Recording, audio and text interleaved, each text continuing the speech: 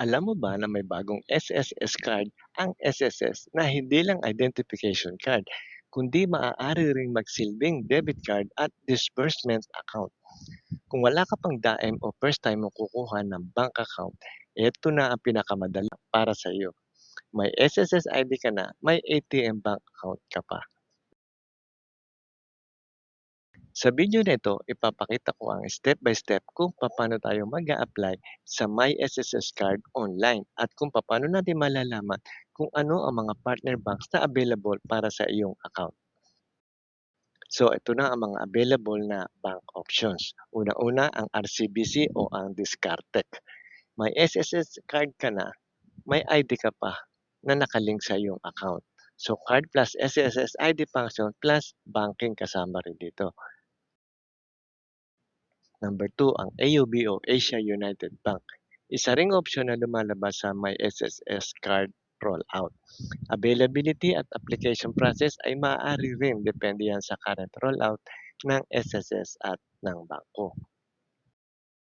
Susunod naman ay China Bank. So may partnership at rollout din arrangement para sa My SSS card. Pero kailangan tingnan mo muna ang current availability sa my.sss bago ka pumili.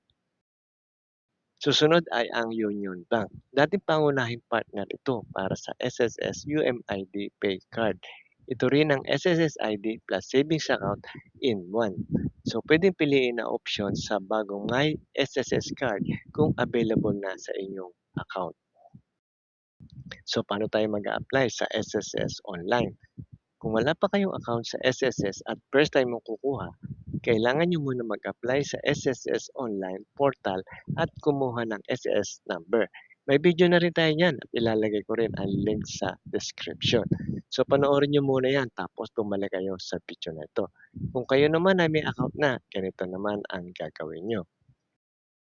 So step number 1, kailangan mag-login tayo sa ating my.sss account.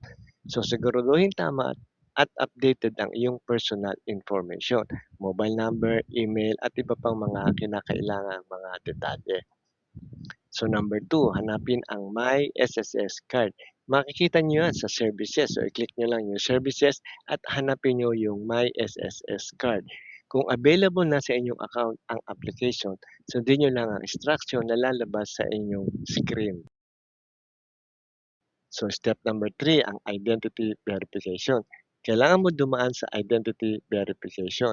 Maaaring gamitin ang iyong national ID information at facial verification para makumpirma ang iyong identity. So siguraduhin niyo lang na malinaw ang inyong mukha at sundin ang mga instructions sa facial scan. So number 4, piliin ang available na partner bank. Dito na kayo mamimili. Kapag successful ang verification, makikita mo na ang available na partner bank para sa My SSS card. Isa sa mga unang nag-roll out ng My SSS card ay ang RCBC. Mayroon ding ibang partner banks na inanusyo ng SSS para sa rollout. So, importante niyong malaman, hindi ibig sabihin na lahat ng partner banks ay available agad sa bawat member. Ang pinakamainam ay tingnan niyo muna kung ano mismo ang lalabas sa inyong My.SSS account.